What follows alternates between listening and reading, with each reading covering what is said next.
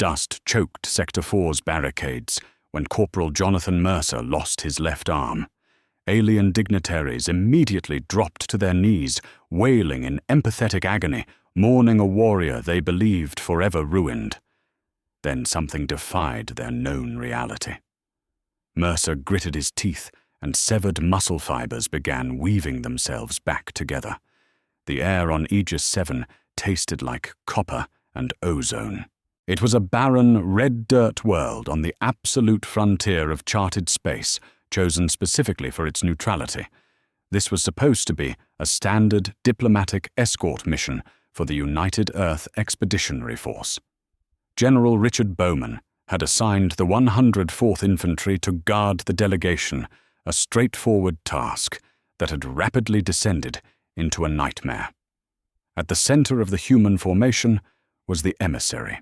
Her species, the Kylan, were delicate ethereal beings with translucent skin and hollow avian bone structures. To bridge the cultural gap she had adopted, a human name, Grace, a gesture of goodwill, that Corporal Jonathan Mercer found both endearing and a bit ridiculous given the current circumstances. Grace and her retinue of 6 Kylan aides were huddled behind a shattered concrete barricade, their long, spindly fingers pressed against the sides of their heads. The Kylan were not just physically fragile, they were heavily empathic.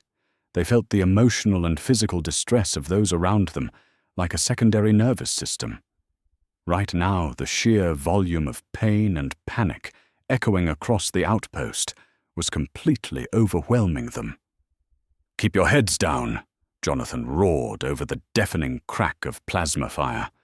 He slammed a fresh thermal magazine into his heavy rifle, peering over the edge of the blast shield.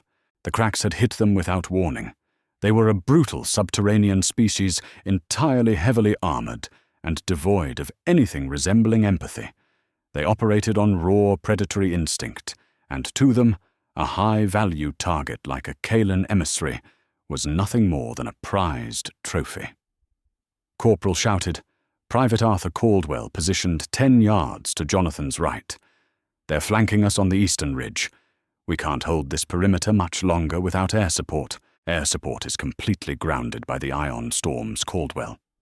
"We hold the line." Jonathan fired a 3-round burst into the approaching dust cloud. A heavy thud and a guttural screech confirmed a hit, but there were dozens more moving in the shadows. Beside Jonathan, Dr. Abigail Reed, the expedition's chief medical officer, was frantically checking Grace's vitals on a handheld scanner. "Jonathan, her heart rate is dangerously high. The Kylan nervous system isn't built to process this much latent aggression. If we don't get them to the extraction shuttle soon, they'll slip into an empathic coma." I'm fully aware of that. Doc Jonathan ducked as a superheated bolt of plasma scorched the air where his head had been a fraction of a second prior. The concrete behind him sizzled, glowing a vibrant cherry red. But the shuttle is a quarter-mile out, and we've got roughly 50 crack shock troopers standing between us and the landing pad. Jonathan Mercer was not a man easily shaken. A 10-year veteran of the Orion conflicts, he was built like a cinder block, all broad shoulders and battle-hardened muscle, his skin scored with the faded white lines of shrapnel scars. But even he knew the mathematics of this firefight were deeply unfavorable. They were outgunned, outnumbered, and babysitting VIPs who could literally die of a panic attack if they witnessed too much violence. The ground suddenly trembled. A massive Crax vanguard, a hulking beast standing nearly 8 feet tall, entirely encased in thick, chitinous armor, burst through the western gate of the compound. It wielded a monomolecular thermal cleaver, a brutal close-quarters weapon, capable of slicing through heavily armored starship plating like butter. Heavy incoming. "Focus fire!" Jonathan bellowed. Arthur Caldwell and the remaining infantry unloaded their weapons into the beast, but the kinetic rounds merely sparked and ricocheted off the Crax's heavily plated carapace.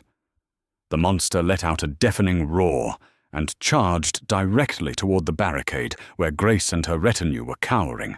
No Dr. Reed screamed, drawing her sidearm, though she knew it would be utterly useless against such heavy armor. Jonathan didn't hesitate. He vaulted over the barricade, putting himself directly between the charging cracks and the Talon delegation. He switched his rifle to maximum output, intending to overload the weapon and use it as a makeshift explosive.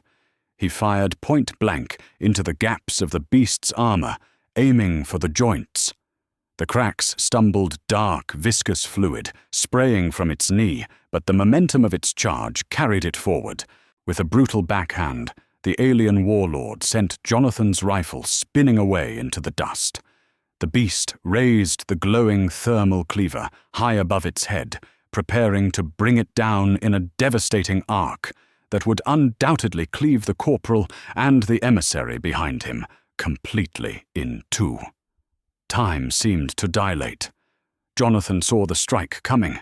He knew he couldn't dodge it and still protect Grace. He had a split second to make a choice. Throwing his weight forward, Jonathan shoved his body directly into the beast's guard, raising his left arm to intercept the downward swing, sacrificing his limb to save his core and the fragile alien behind him. The sound was indescribable, a sickening hiss of superheated metal instantaneously vaporizing flesh, muscle, and bone. The thermal cleaver passed through Jonathan Mercer's left arm, just above the elbow with zero resistance. The limb fell to the red dirt with a heavy, lifeless thud. For a fraction of a second, there was no pain, only the paralyzing cold of severe, localized shock. The cauterizing heat of the plasma blade instantly sealed the major arteries, preventing a massive arterial spray. But the brutal kinetic force of the blow threw Jonathan backward. He slammed heavily into the concrete barricade, sliding down to the ground, his vision swimming with dark spots. Behind him, absolute pandemonium erupted. The Kalan dignitaries did not merely scream, they completely shattered. Through their empathic link, the moment the blade severed Jonathan's arm, they felt a phantom echo of the catastrophic trauma. To a species whose most severe common injury was a bruised muscle, the sudden violent amputation of a limb was incomprehensible. It was a localized apocalypse. Grace fell to her knees, her translucent hands gripping her own left arm as if it were burning. She let out a haunting, melodic wail, a death dirge. In Kalan culture, an injury of this magnitude was an immediate, guaranteed death sentence. Their delicate biological systems could never survive such profound physical shock. The entire delegation began weeping uncontrollably, tears of deep, iridescent blue streaming down their faces as they mourned the brave human who had just died to save them. Mercer Dr. Abigail Reed screamed, rushing forward, completely ignoring the towering cracks. But the battle was not over. The crack's vanguard, momentarily off balance from the sheer density of Jonathan's block, recovered and raised its blade to finish the job. Before it could strike, Arthur Caldwell arrived. With a roar of pure adrenaline-fueled rage, Caldwell jammed the barrel of his heavy rifle directly into the open wound on the crack's knee and held down the trigger. The armor-piercing rounds tore upward through the beast's unprotected underbelly. The monster gurgled, collapsing backward into the red dust, completely lifeless. The immediate threat neutralized, Arthur dropped to his knees beside Jonathan. "Doc, get the trauma kit." "He's down an arm! I'm on it!" Abigail shouted, ripping open her med pack. The Kalan were inconsolable. Grace crawled forward, her frail body trembling violently as she looked down at Jonathan, who was currently slumped against the wall, hyperventilating. "The light. It leaves him." Grace wept, her voice projecting directly into their minds through the neural translators. "We feel his essence tearing. Why did he do this? Why did he shatter his own vessel for us? The pain, it is an ocean." Jonathan squeezed his eyes shut, gritting his teeth so hard he thought his jaw might fracture. The shock was wearing off, and the blinding, white-hot agony of severed nerves was rapidly kicking in. But as the pain spiked, a secondary sensation began to take over, a deep, rhythmic thrumming in his chest, radiating outward toward the ruined stump of his bicep. He wasn't just a standard infantryman. None of the 104th were. Doc Jonathan grunted his voice, heavily strained sweat pouring down his forehead. Doc, the arm. Get the arm. Abigail blinked her hands, hovering over a syringe of heavy painkillers. Jonathan, we need to stabilize your vitals first. The blast cauterized it, but the shock, forget the shock. Get my damn arm before the tissue dies. Jonathan barked, the absolute authority in his voice, cutting through the chaos of the battlefield. Arthur scrambled forward, grabbing the severed limb from the dirt. He hastily brushed the red sand off the tactical sleeve and handed it to the doctor. Grace watched in horrified fascination, tears still falling freely. Why do they disturb the fragmented peace he is passing into the void? Let his spirit find the quiet. Nobody is passing into the void today. Grace, Jonathan growled, pushing himself up to a sitting position. He reached out with his remaining hand and grabbed Abigail by the shoulder. Execute protocol, Lazarus. Now. Abigail's eyes widened. Jonathan out here in the dirt. The infection risk. Do it. Abigail nodded firmly. She grabbed a small, heavy black cylinder from the very bottom of her medical kit. It was an experimental military asset, highly classified, developed under DARPA's Project Lazarus. It wasn't just medicine. It was a payload of hyper-advanced stem cell-derived bio-nanites, programmed to aggressively reconstruct human tissue at an accelerated rate. She slammed the cylinder into a port on Jonathan's tactical vest, injecting the nanite payload directly into his central nervous system. Immediately, the stump of Jonathan's arm began to glow with a faint, deep red heat. "Hold him down, Caldwell. This is going to hurt like hell," Abigail ordered. She lifted the severed arm, aligning the bone, the muscle groups and the severed veins with the cauterized stump. "Wait!" Grace pleaded, weeping openly, entirely overwhelmed by the sheer brutality of human medicine. "Do not torture the dying, let him rest." "Watch closely, emissary," Arthur said, quietly, pinning Jonathan's shoulders to the concrete. "Humans don't break that easily." Abigail pressed the severed arm firmly against the stump. She activated a chemical biosealant, locking the two pieces of flesh together. For the Kalen, what happened next was nothing short of dark magic. Jonathan threw his head back and let out a guttural primal scream as the nanites hit the trauma site. To the absolute shock of the weeping aliens, the cauterized flesh didn't remain dead. Deep beneath the skin, millions of microscopic machines went to work. Right before Grace's tear-filled eyes, microscopic silver-laced fibers erupted from Jonathan's stump, reaching out like frantic metallic spiders, latching onto the dead tissue of the severed limb. They pulled, tightened, and began weaving the muscle back together. The black, burnt edges of the wound began to rapidly slough off, replaced by raw, pulsing red muscle fibers that physically stitched themselves closed, like a zipper made of meat and blood vessels. The empathic feedback hitting the Kalen shifted violently. The overwhelming sensation of death and ending vanished, suddenly replaced by an explosive, terrifying wave of pure, unadulterated life. It was aggressive, violent regeneration. They felt the agonizing burn of nerve endings, forcibly reconnecting the hot surge of blood, pushing through newly welded arteries, the sheer, stubborn, terrifying human will to refuse death. Grace stopped weeping. Her mouth parted in absolute stunned silence. The death dirge died in her throat. Within 3 agonizing minutes, the violent reconstruction slowed.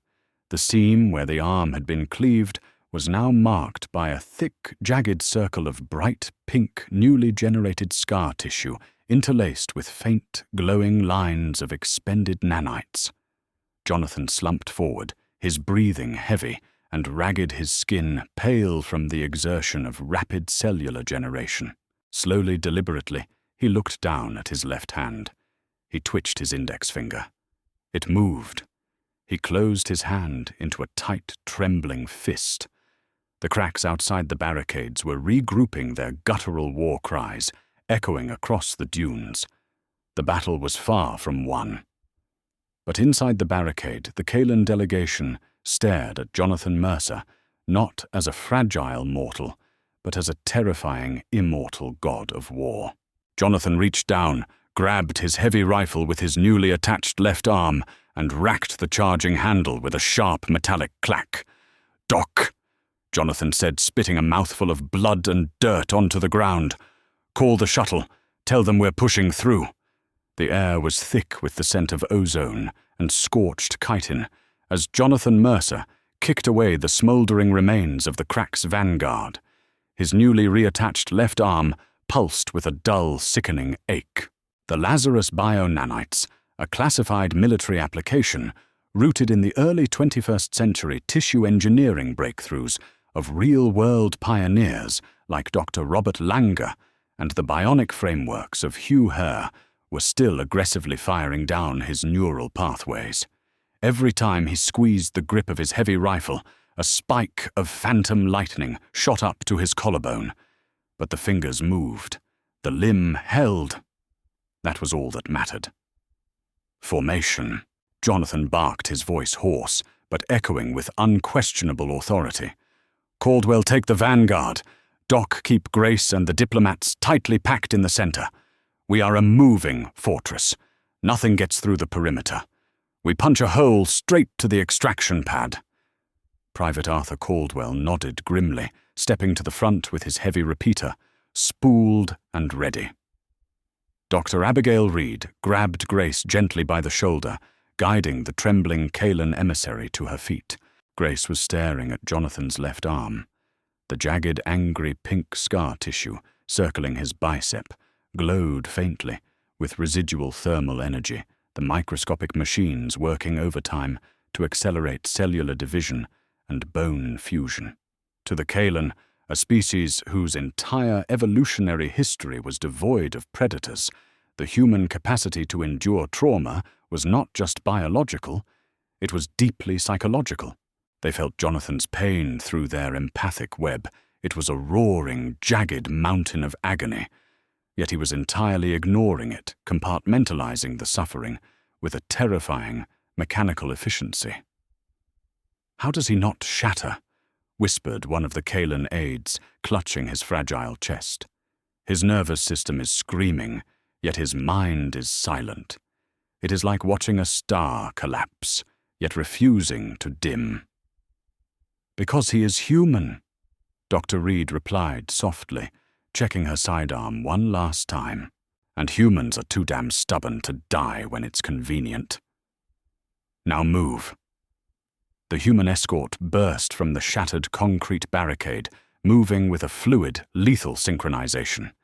The red dust of Aegis 7 swirled around them in thick, choking vortexes, illuminated by the staccato flashes of plasma fire. The cracks had anticipated a defensive holdout. They expected the fragile bipeds to cower until they were overrun. They did not expect a countercharge. Caldwell opened up with the heavy repeater, tearing a brutal swath through the dust storm. The high-explosive armor-piercing rounds chewed through the chitinous plates of the approaching shock troopers, turning the first wave of cracks into a spray of viscous, dark fluid and shattered armor. Jonathan covered the right flank. He raised his rifle, aiming down the sights. His left arm trembled violently against the recoil, the fresh muscle fibers straining and threatening to tear. But the bio-sealant held. He fired in controlled 3-round bursts, dropping 3 Cracks warriors before they could even unholster their thermal cleavers. But the Cracks were relentless. As the human formation pushed halfway across the open expanse toward the landing pad, a secondary swarm emerged from the subterranean tunnels beneath the red dunes. Suddenly the tactical arithmetic changed. They weren't fighting 50 cracks. They were fighting hundreds.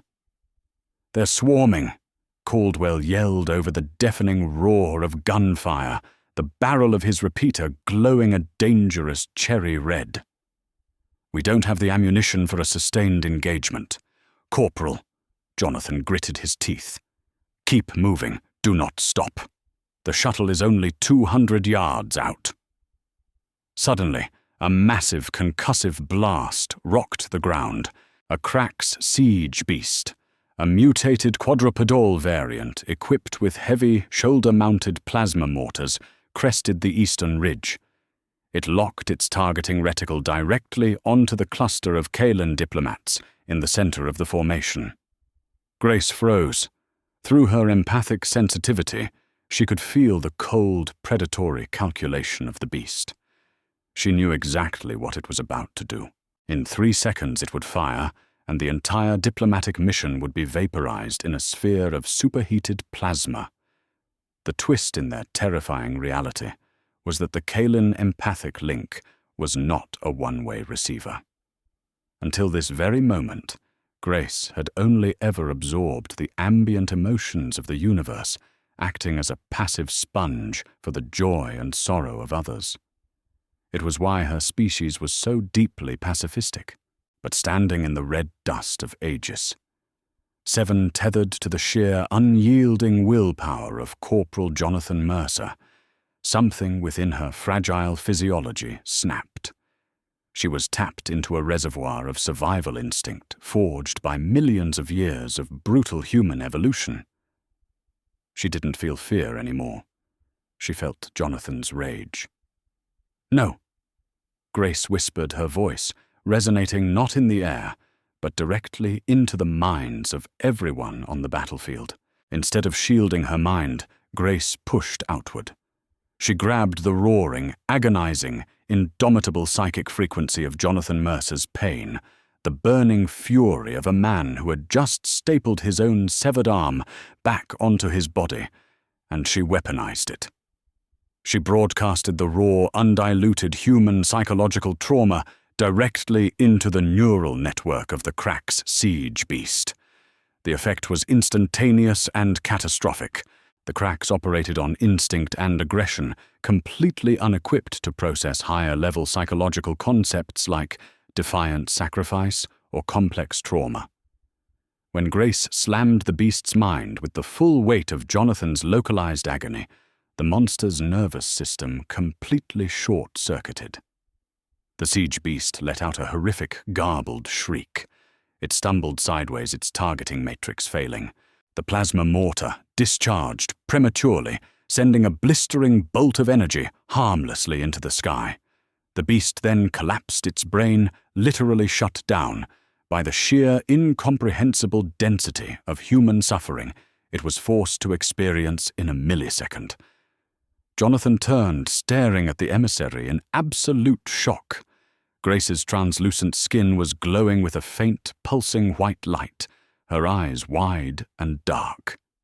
"Move," Grace commanded, her melodic voice now laced with a hard, unfamiliar edge.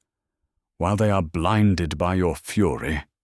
The psychic shockwave rippled through the remaining Crax forces. For the first time in their species' brutal history, they hesitated. They felt the phantom pain of a severed limb, the burning sting of the Lazarus nanites, and the terrifying cold realization that the creatures they were hunting simply refused to die. Jonathan didn't waste the opening. "You heard the lady. Double time. Go, go, go." They broke into a dead sprint. The extraction shuttle, a sleek, heavily armored dropship, sat on the landing pad, its engines spooling up in a high-pitched whine. The ramp was already lowering. "Covering fire," Caldwell shouted, planting his feet at the base of the ramp and unleashing the last of his heavy ammunition into the recovering Crax ranks, creating a wall of lead and fire.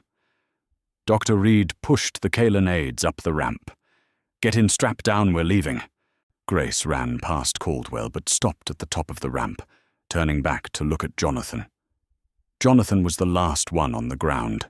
He was backing toward the ship, firing his rifle with his right hand, his left arm hanging loosely at his side, finally giving out under the immense physical toll. The bio-nanites had run their course, and the adrenaline was fading. He was bleeding from a dozen superficial shrapnel wounds, his armor cracked and scorched, but his eyes were locked onto the encroaching swarm with unblinking defiance. A surviving Crack's vanguard, enraged by the psychic assault, broke through Caldwell's suppressing fire. It lunged toward the ramp, its jagged claws extended, aiming directly for Jonathan's unprotected back. "Mercer, behind you!" Abigail screamed from the cockpit door. Jonathan spun, but he was too slow. His rifle clicked empty. He had no time to reload, no time to draw a sidearm. The Crack's was mid-leap, a towering mass of armor and malice descending upon him. But Jonathan Mercer was a creature of kinetic pragmatism.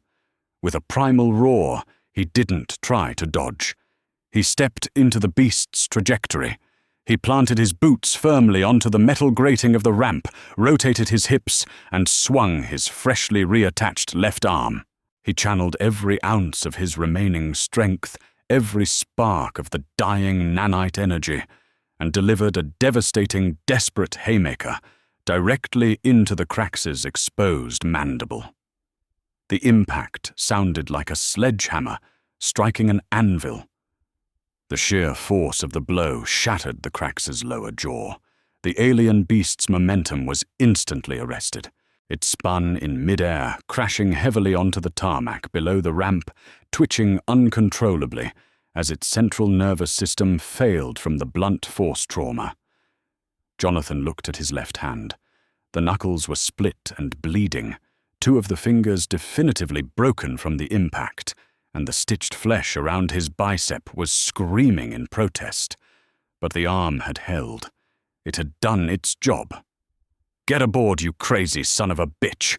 Caldwell yelled, hauling Jonathan up the rest of the ramp by his armored collar. "Hit it, pilot!" Dr. Reed yelled into the comms. "Get us the hell out of here!" The ramp slammed shut, sealing with a heavy pressurized hiss. The dropship's thrusters roared to life, kicking up a massive cloud of red dust and superheated air as it shot into the upper atmosphere of Aegis. 7 leaving the frustrated and utterly bewildered Crack's swarm behind. Inside the dimly lit cargo bay of the dropship, the silence was deafening, broken only by the steady thrum of the sub-light engines. Jonathan slid down the bulkhead, collapsing onto the cold metal floor. He was a mess of blood, sweat, and combat stims. He carefully cradled his left arm against his chest, closing his eyes and letting out a long, ragged exhale. Dr. Reed immediately knelt beside him, running a diagnostic scanner over the jagged scar tissue on his bicep. "It's ugly, Jonathan," she muttered, pulling a sterile dressing from her kit. "The bone fusion is imperfect, and the muscle fibers are highly inflamed. But there's active circulation. It's yours. You kept it." "Glad to hear it, Doc," Jonathan rasped, opening one eye. "I was rather attached to it." Arthur Caldwell snorted from the opposite bench, shaking his head in disbelief. "You're a madman, Mercer. A certified, unhinged madman." Across the bay, the Kaelan delegation sat in stunned silence. They were completely uninjured, not a single scratch on their translucent skin. Yet they had been irrevocably changed by the events of the last hour. Grace stood up. She moved slowly, gracefully crossing the deck to where Jonathan sat. She knelt down beside him, completely ignoring the grime and blood coating his armor. She reached out with one delicate, trembling finger and gently touched the thick pink scar that circled his arm. Through their empathic link, she felt his internal state. It was a chaotic storm of exhaustion, searing pain and relief. But beneath it all, there was a quiet, unshakable foundation of enduring steel. It was a resilience that defied the natural laws of her universe. My people write poetry about the fragility of existence, Grace said, softly, looking up into Jonathan's tired eyes. We believe that once a vessel is broken, the light must escape. We believe that pain is the end of the song. She looked around the cargo bay at Caldwell, at Dr. Reed, and finally back to Jonathan. But you humans are something entirely different. You are broken over and over again by this violent universe, but you do not let the light escape. She smiled, a rare, profound expression of awe. You simply stitch the vessel back together, and you force the universe to listen to your song a little longer. Jonathan managed a weak, exhausted grin. Well, Grace, we've got a lot of songs left to sing. The dropship broke orbit, leaving the red dirt of Aegis, 7 behind, carrying with it a story that would spread across the Kaelan homeworld like wildfire. The story of the deathless apes. The story of the warriors whose flesh remembered itself, and who could weaponize their own agony to protect the fragile things in the dark. If you enjoyed this thrilling journey into the heart of human resilience and sci-fi drama, please hit that like button, share this story with your fellow sci-fi lovers, and don't forget to subscribe to the channel for more epic HFY tales, intense battles, and stories that prove humanity will always fight back. Your support keeps these stories alive. Drop a comment below on what you want to see next.